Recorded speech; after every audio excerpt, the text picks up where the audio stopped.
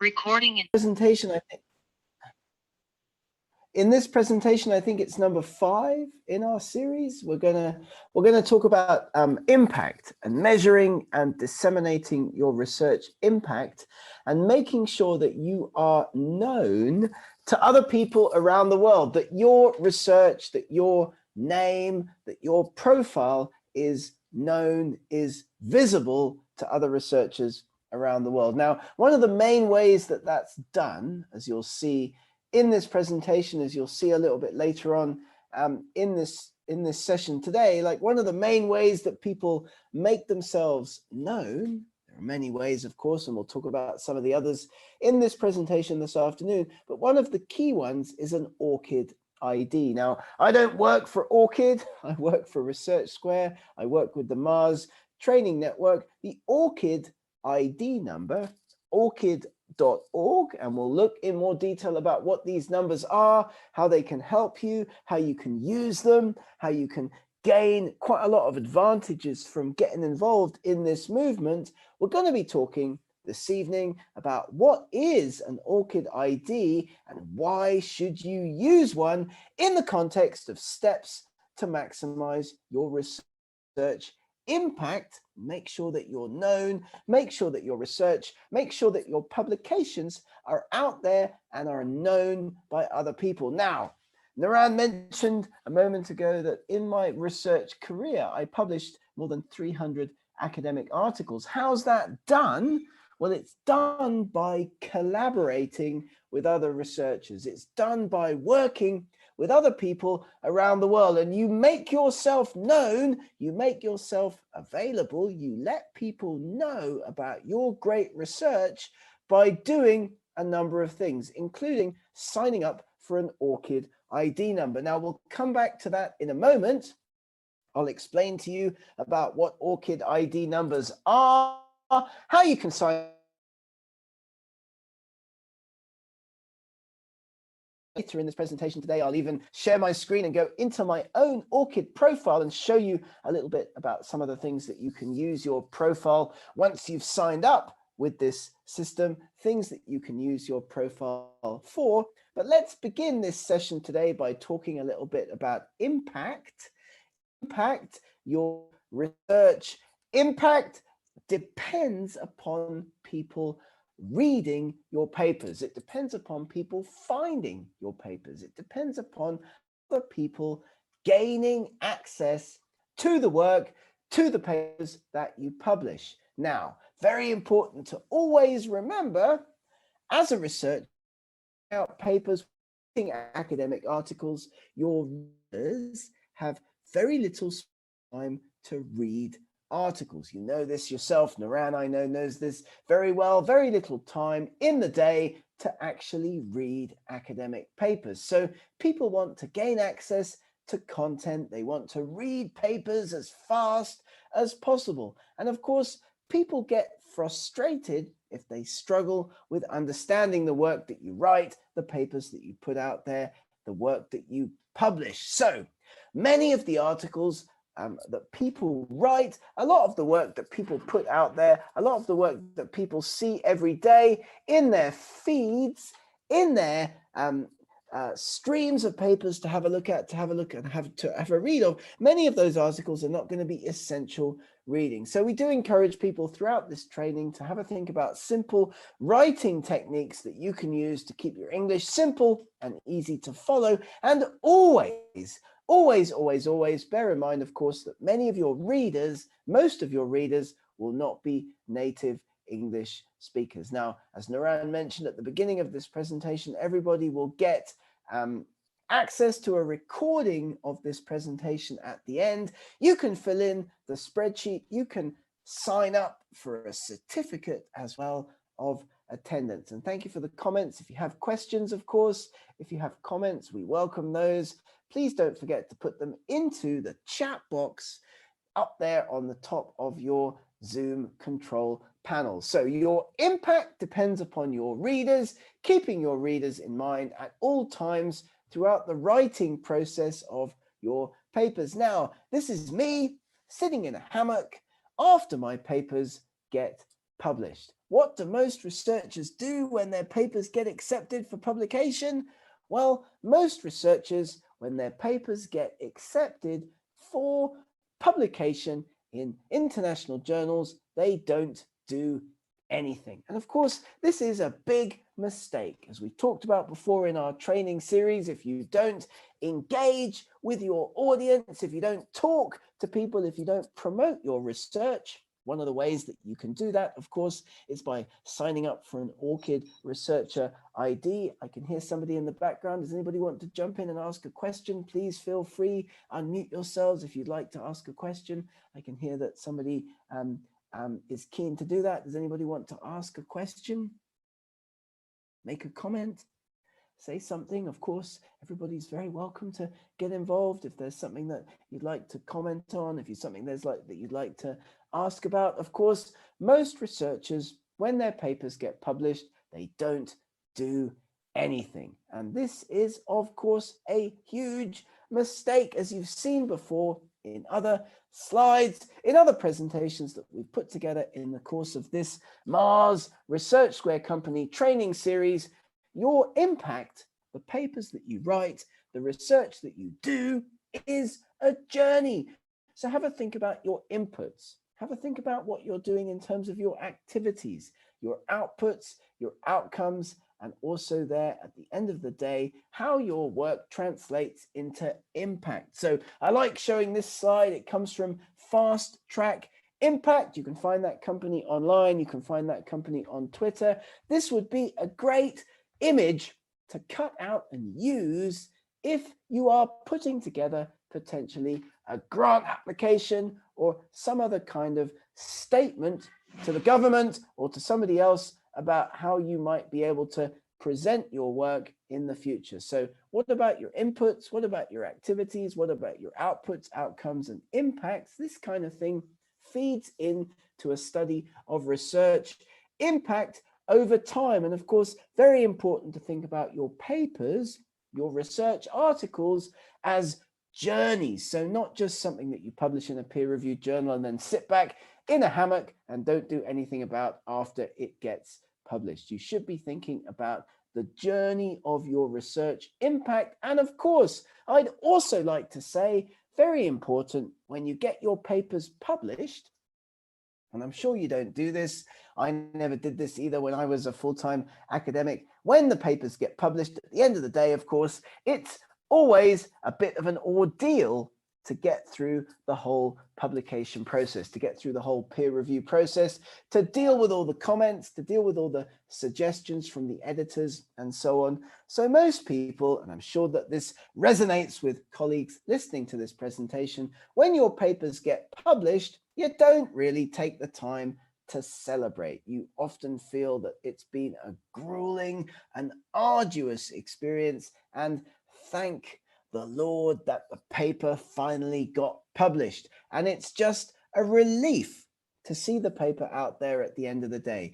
I would encourage everybody listening to this to take the time to celebrate your achievements. When your papers get published, you've actually accomplished something quite remarkable. You've gotten original research out there through the peer review process. It's gotten published in a leading international journal. It's very important to take the time to celebrate and also to talk about your papers. So don't just do what I used to do. Don't just sit there and wait for people to find your published work. Promote your published work. How can you do that? Well, of course, international conferences are one way. Talking about your work on social media, all of those different channels that we use, LinkedIn, Facebook, Twitter, WeChat, Instagram, for example, and also making sure that people know about your work and are going to want to write about your work by putting out press releases and talking about your great research in the media. So if you have a website, if you have an institutional or a lab group website, it's very important not just to wait for the article to get published, but also to talk about it once it gets published and to promote it both beforehand and after the fact. And that goes back to the slide that I showed you a few moments ago, where you talk about and you think about the impact of your research as a journey over time. So don't do what I used to do. Sit back in the hammock, looking at the mountain, waiting for other people to find your papers. You need to promote your work. You need to talk about your work. That, of course, is how you maximize your impact. And of course, attending international conferences is something that we're doing a little bit more now that the pandemic is dying down. So if you're listening to this and you'd like some training on English communication skills or English public speaking skills or conference presentation skills, or how to put together a poster, how to put together a talk for an international conference, I would be delighted. Naran and the Mars Research Hub, the network, would be absolutely delighted to get involved with you or your university and talk more about how you can promote your published article, how you can network with researchers, and how you can use these opportunities to identify new trends and build collaborations. Because after all, publishing lots of papers, it's done by networking, it's done by collaborating, it's done by talking to people, and it's done by building those relationships and talking about your research. And Dina's saying we need another webinar about ResearchGate. Of course, absolutely. I'll show you a little bit about ResearchGate in a moment. We'll talk about ResearchGate in a few moments. But of course, I can provide you with videos. I can provide you with feedback and content, helping you to understand how to talk about and how to disseminate your research. Because, of course, one of the best ways to increase the reach and citations of your research articles, build your network, build your publication success, write all of those papers, end up with a few years in your career where you're publishing lots of papers every year, it's done by collaboration.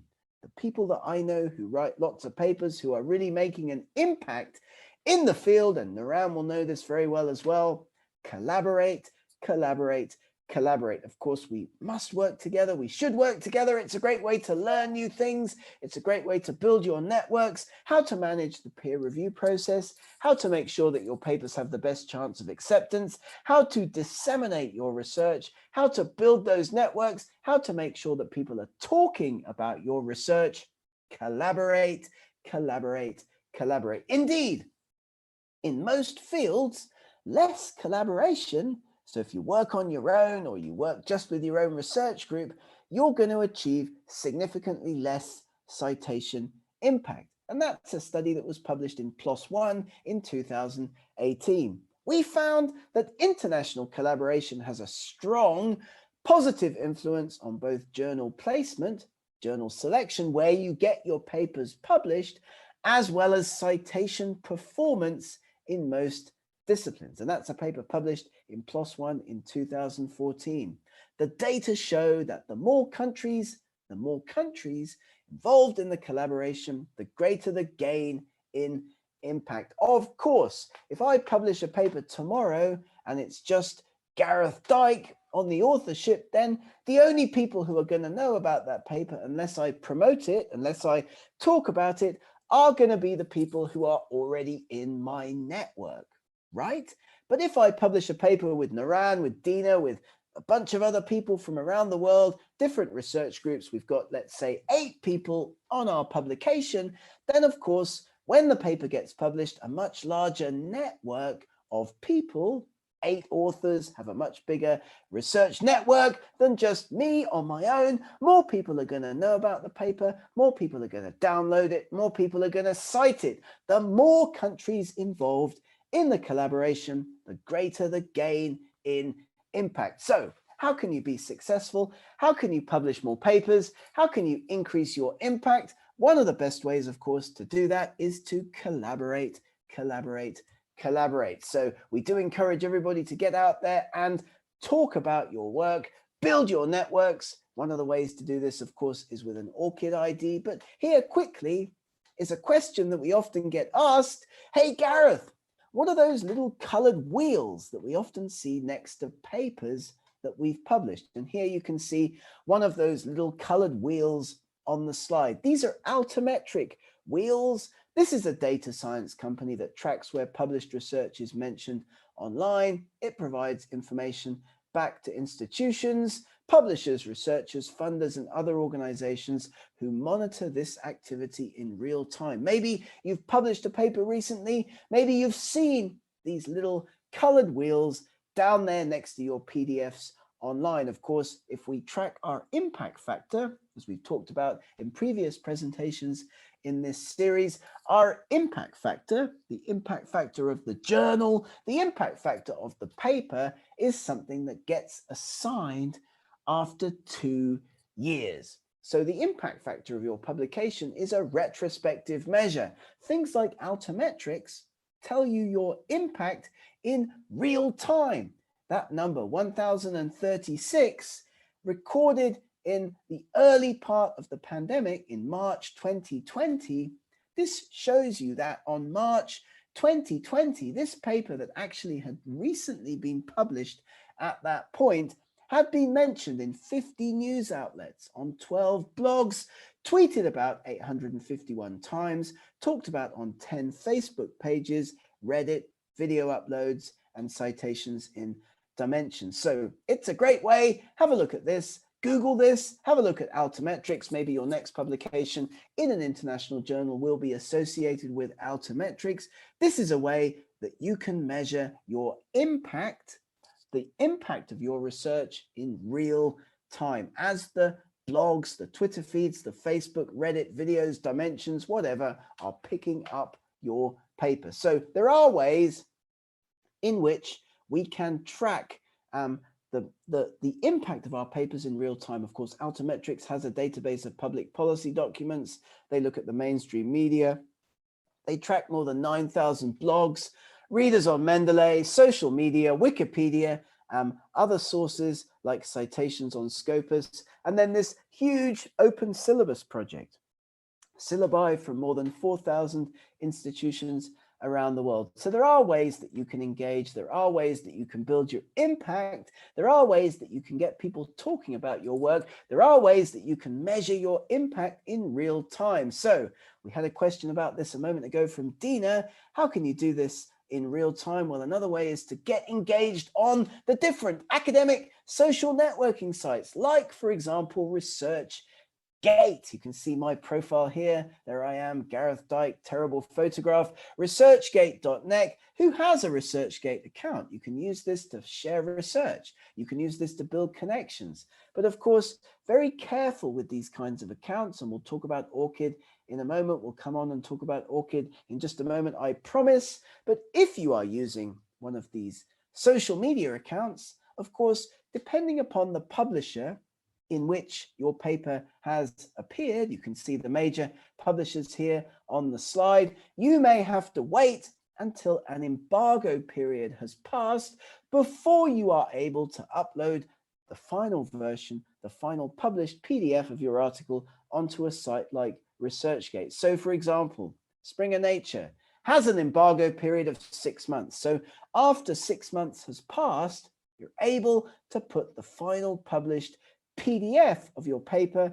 onto your ResearchGate account. Springer, 12 months. Wiley depends on the area, but 12 months for STEM disciplines, 24 months for humanities and social sciences. Elsevier has a range of embargo periods, but these are often journal specific. So don't make the mistake of building a ResearchGate page and putting up your published PDFs. You may have to wait until after the embargo period has cleared at the journal where you've published your paper. Now, one of the key things about this, one of the great things about this, and this is one of the huge advantages also of the ORCID system, academic social networks are great ways to disseminate and build an international reputation and build your CV without doing much work. I always encourage everybody to sign up for these accounts because it's a pain in the neck to have to keep track of all of your own outputs and build your own CV over time. Of course, sites like ResearchGate, sites like ORCID.org help you to do this without you actually having to do all that much. So what this is all about is understanding the impact of your research. Your impact, of course, is your academic publications, as well as the difference that you make to society. As we've talked about in other presentations in this series, you are looking at project initiation, direct immediate results, intended impact, societal change based on the project outcomes, as well as medium-term results that relate to the project goals or aims. All of this is about building a reputation within your field. And Nada is asking, how can I participate in a research team to build my CV before graduation? Nada, talk to people, communicate with people, write to Naran, talk to the Mars research team after this webinar, send them your research area. They will connect you with research groups working in your area. You can get experience, you can get research, training experience, you can meet people, you can connect with people, you can build that network that will help you in your future career. So we do encourage people to work with your press office, write a press release if you feel that your research is newsworthy. Start to think about how you can promote your research, how you can build that network, because of course, increased visibility leads to increased downloads and citations. We've got a responsibility as researchers to educate the public about our research, because of course, where does the money come from? It comes from the public. It comes from taxpayers, building support, funding our research. We do have a huge responsibility to talk about what we're doing, as well as to monitor and measure our impact as researchers. ResearchGate is one way. Google Scholar is another great way to build and measure your impact. Here's my Google Scholar page. You can have a look at building one of these as well. You don't have to do anything. You can just sign up. You can just have it populate your profile, building a CV, Rasha, NS, everybody else listening to this presentation. You can build a CV, you can get involved, you can develop a CV, Nada, by putting yourself out there. These systems will build your CV for you, which finally you'll be glad to hear brings me on to talking about making submissions and why it's so important in this day and age to have an ORCID ID. Now, ORCID.org. Have a look at the website if you're listening to this presentation now. Ma was asking, is this recorded? Of course, absolutely. We'll be sending everybody a recording of this presentation as well as the slides at the end, so you can listen back. You can use my voice to scare the children, to put yourself to sleep later on, of course, if you want. So ORCID is a not-for-profit organization providing researchers with a persistent digital identifier that distinguishes you from every other researcher, and through integration, key workflows such as manuscript and grant submissions.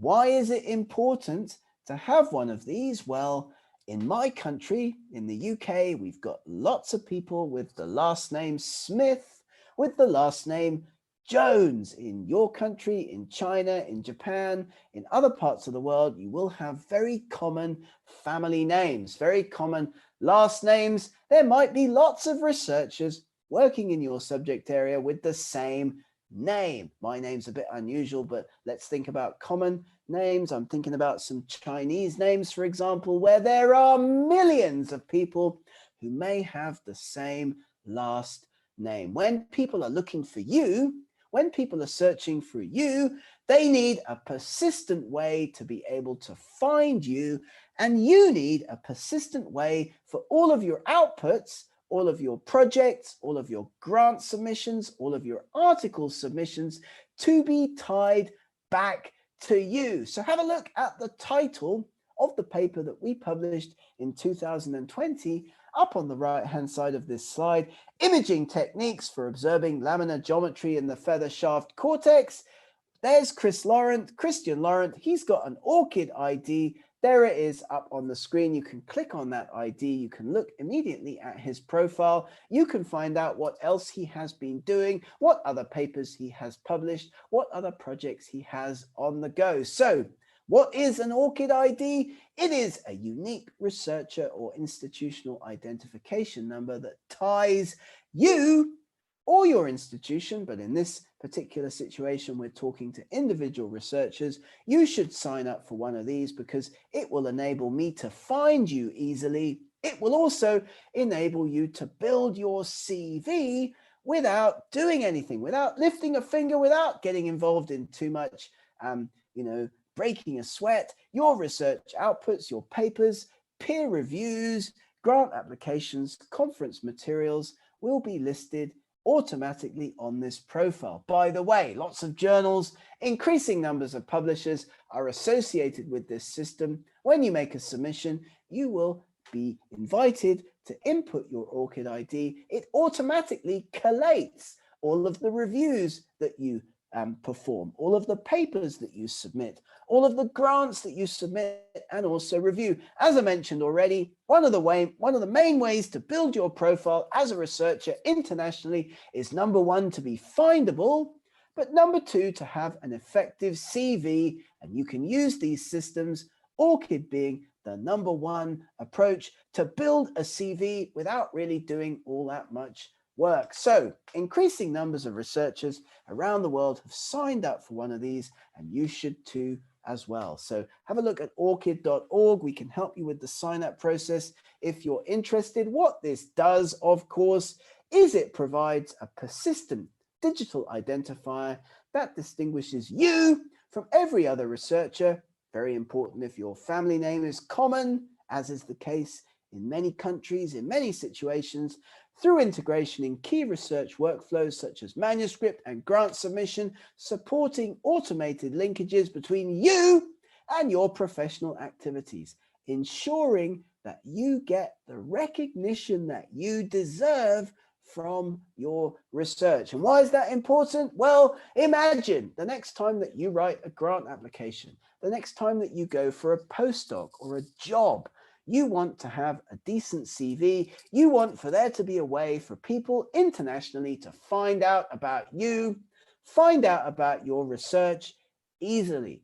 Academics use Google Scholar. Academics use ResearchGate. Academics use orcid.org to learn about you, to find out about your research, to evaluate you, and to decide whether or not they want to employ you in their institution. So register.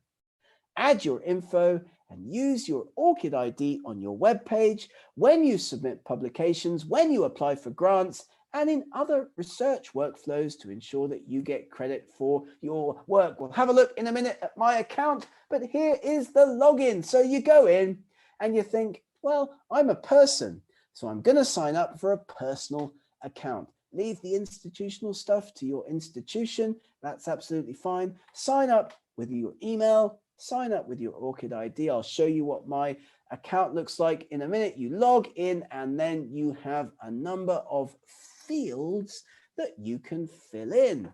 Some of them you won't have to fill in. Your publication record, as I'll show you in a minute, on my ORCID account, completely automatically filled in by the system. You can see here that when I put this information in a few years ago, there were more than 6 million ORCID IDs and counting. You can put in your employment. You can put in your education. You can put in those invited positions and distinctions. You can put in memberships and service. You can put in funding. What does this remind you of? Well, it reminds me of an academic CV. Why do you need an academic CV? You need an academic CV because that's what other people are going to look at when you go to apply for grants, when you go to apply for jobs, when you go to apply for other academic positions. And so people are going to know about you. So it's free. It does an awful lot of the research and a lot of the data collection for you. Here's a screen grab of my publication page on the ORCID ID system. I haven't filled in any of the other stuff because that would involve too much work and I'm quite lazy, so I haven't put in my employment, I haven't put in my education and qualifications, I haven't put in those invited positions and distinctions, I haven't put in membership and service, I haven't put in funding, but it does populate all of my works. And Huda's asking, how can I communicate with other members? Well, you can use this system to search for other members look for other members, and then you can either send them an email directly or contact them directly or use another platform to get in touch with them directly. This is a way to determine that the John Smith or the Anna Jones that you're searching for is the same person that you've just recently read a paper by. You can determine quickly and easily whether or not you are talking to, finding the right person for your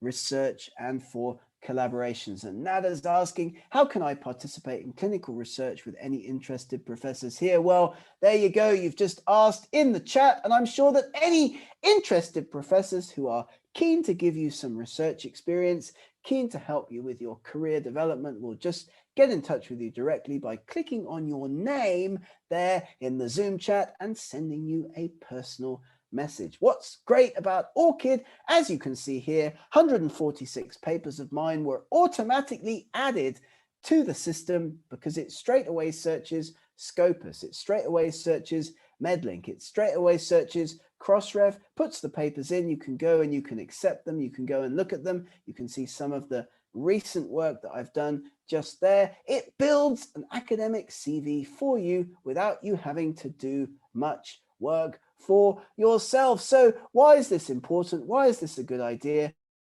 You can build a CV, you can build a network, you can build a profile without doing all that much work at the outset.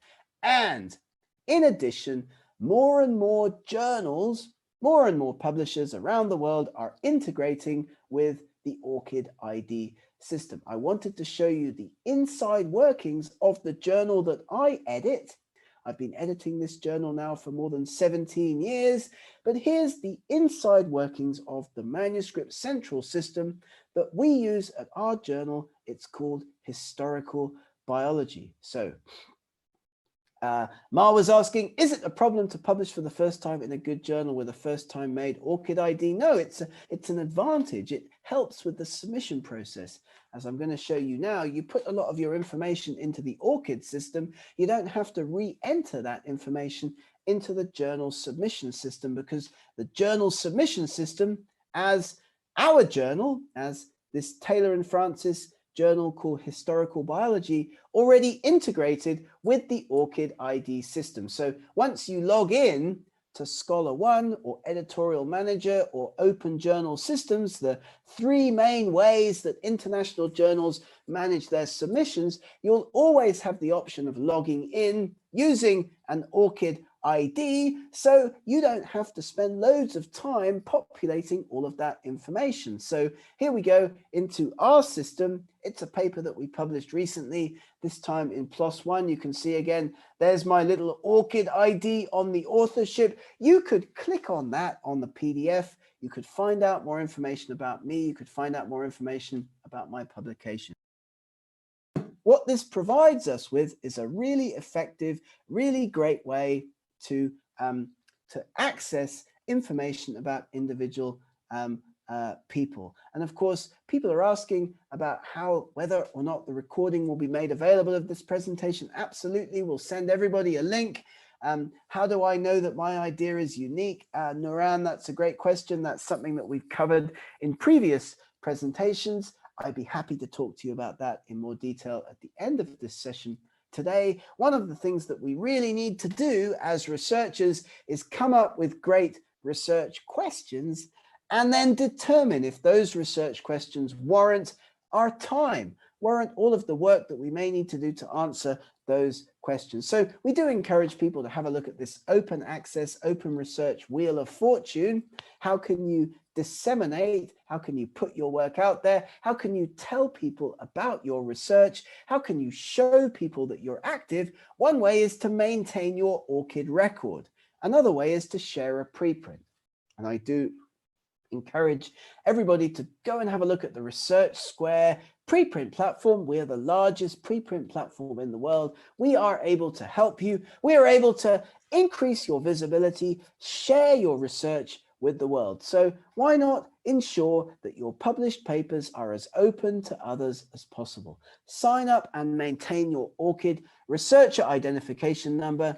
Use a reputable preprint server like Research Square. Share your work online before, during, and after publication. Why is this important? Well, it sounds basic, but it's very important for search engines in particular. So in my career, for example, I've published papers using a range of different variations on my name. I've published papers over the course of my career as G.J. Dyke, Gareth J. Dyke, Gareth Dyke, and Gareth John Dyke. And I've not even changed my name due to marriage or something else. So just as a one individual researcher over the course of my career, you'll find papers that I've published using 4 different forms of my name, which makes it hard for all of my research over the course of time to actually be associated with me. And you can see the point that I'm making here. It's very important that all of the work that I've published can be somehow collected together in one place. So we have some Chinese examples here on this slide, but one single person could be in the literature in a variety of different formulations. Indicate your name, indicate your family name. This is why it's so important to sign up for one of these unique researcher identifiers so that other people know about you, other people can find you, other people can cite and use your research. And when it comes time to apply for jobs, when it comes time to think about, getting a grant, for example, you're going to get credit by the search committee, by the organization assessing you for all of the work that you've done. And Summer is asking, how can I add my ORCID ID to my old published papers? This is difficult to do, Summer. You can't add it to papers that have previously been published. But once you sign up for one of these researcher ID numbers, it will collate all your papers together. You will get credit for the work that you've published in the past. So should I add a good updated CV? Well, as I've shown you on the system, there are fields, Rashar, where you can put in information. You can put that information into your ORCID system. So maintain it, keep your ORCID, your Google Scholar, your ResearchGate profiles up to date so that other people in your field are going to know about you and are going to be able to find you. So with that, I think it's time for me to hand back over to Nuran and the team as we throw the floor open and ask you if you have any questions based on what we've talked about today. My name is Gareth Dyke. Have a look at our company. American Journal Experts is the editing, the professional services side of our business. We provide English language editing, formatting, figure preparation, journal recommendation services. I'm delighted to provide you all with a discount code, Gareth10. You can go into our sites, aje.com, and you can have a look at the kinds of things that we have on offer. So let me now pass back over to Nuran to see if anybody has any questions based on what we've been talking about today. Thank you so much for your attention. Nuran? Thank you so much, Gareth. I really enjoyed the webinar, and I guess everyone had enjoyed it, right? Right, dear audience? Yeah, Gareth, one of the question we always receive from the young undergraduates is how to reach a professor to be included in a clinical research, because Mars is about medical research and so on. So they reach us from the medical background. Okay, so what would you say for them? How to reach out to professors? How to get connected with professors? Is that the question? Yeah, to be involved in clinical research, especially those who are undergraduates that have no scientific research education.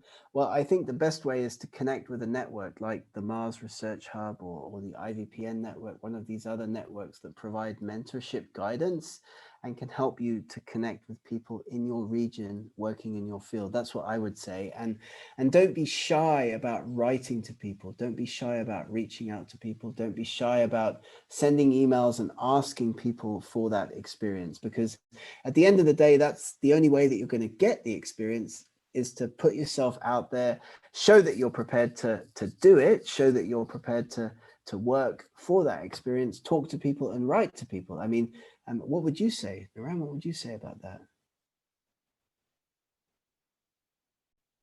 Yeah, I do agree with you, Gareth. I always say to them, don't be shy. And by the way, the idea of international collaboration had worked fine with me specifically, you know. So I do encourage everyone to reach and make this arcade number identification and also a ResearchGate account. Talk to people. By the way, LinkedIn and Twitter also you can share your previous work and talk Absolutely. about it and so on. Network. Right, Gareth? Yeah, talk to people. Yeah, I mean, that's the best way to learn about who's working in your field and to collaborate. Absolutely. Yeah. Dina's asking about Mendeley. We've talked about ResearchGate. We've talked about all these other platforms. Like maybe it's a good idea for us to provide like a series of additional webinars to help people learn how to use Mendeley, how to use EndNote, how to use ResearchGate, even how to use platforms like LinkedIn and so on. Let me share with you we have a great resource that I'd like to share with you, which is our digital editing service, everybody. Like if you have a look at the link that I've been pasting into the chat, you'll be able to sign up for a free trial of our English language digital editing service, which is fantastic. You can upload a paper and you can get it edited and sent back to you over email, like within 10 minutes. So really, very good. People are asking about the link for the recording. That's going to be sent to everybody at the end of the presentation. Noha was asking about linking my ORCID ID with my Scopus profile. Well, that happens automatically, actually. When you sign up for an ORCID ID, the system links with all of your other existing profiles. So I do absolutely recommend that you do this. Yeah, great. So many questions, lots of interaction. Anybody else want to ask a question or engage or Naran, some more questions? I'm just receiving some Facebook comments that they are enjoying the webinar. It's very interesting, and they didn't pay attention that arcade number is really that important. So this is great. Thank you, Gary, so much for highlighting this topic. Right, great. Okay, I everyone, actually please. I wanted to just paste something because I saw I stopped my screen sharing just for a moment there because there's been a very, very recent blog article that I saw published just today on the iospress.com site.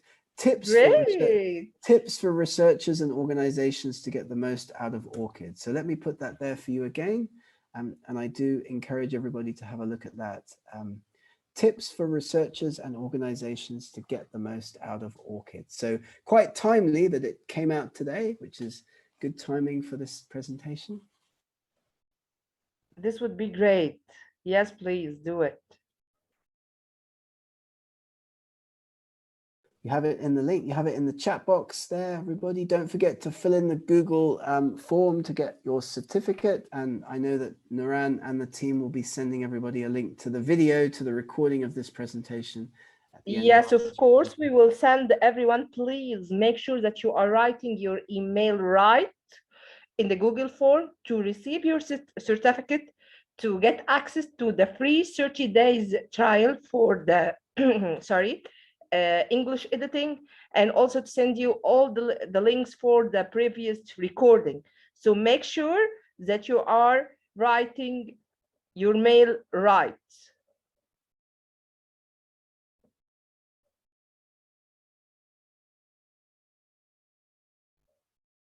Awesome, awesome, awesome. Anyone else have a comment or a question or something that you'd like to ask us today? I'll get, please, Gareth, I'll get the links from you via WhatsApp maybe to send our audience. Okay, Of if that's course, okay with you. absolutely. Yeah, my pleasure. Okay, My pleasure. to include them in the mails.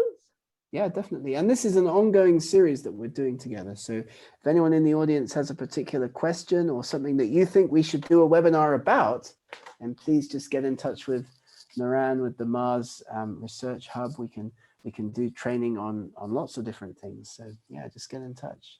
Thank you.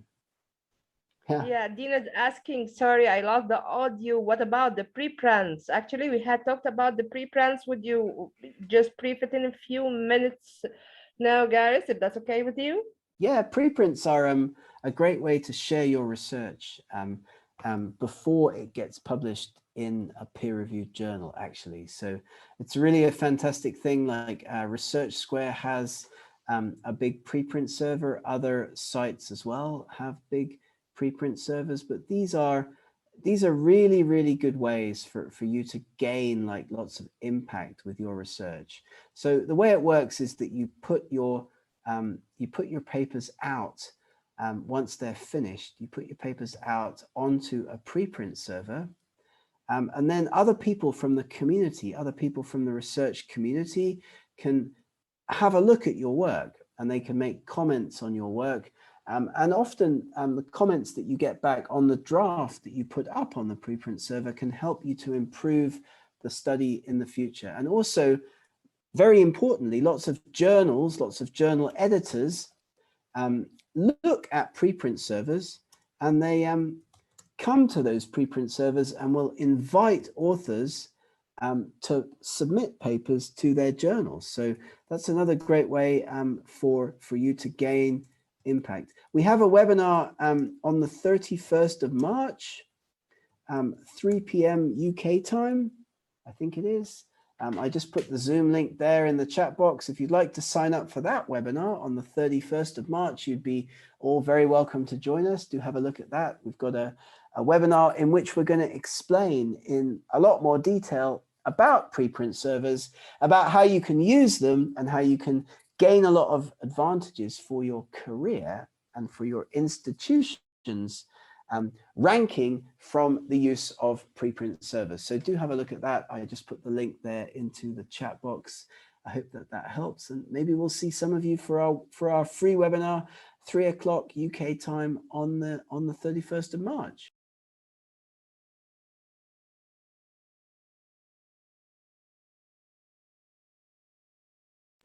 Anyone else like to ask a question? Or Naran, it's time for us to close the session today. Yeah, I guess so. I guess we had reached an end. So I appreciate your efforts, Gareth. I always appreciate it. Thank you, Gareth, so much for this interesting, amazing webinar. Thank you, dear audience, and please join us for more and more webinars, bi-weekly webinars. We will set a new schedule for Ramadan webinars. I will talk to you, Gareth, later on about Ramadan and the Muslim fasting and all this, so we can work together to make it work.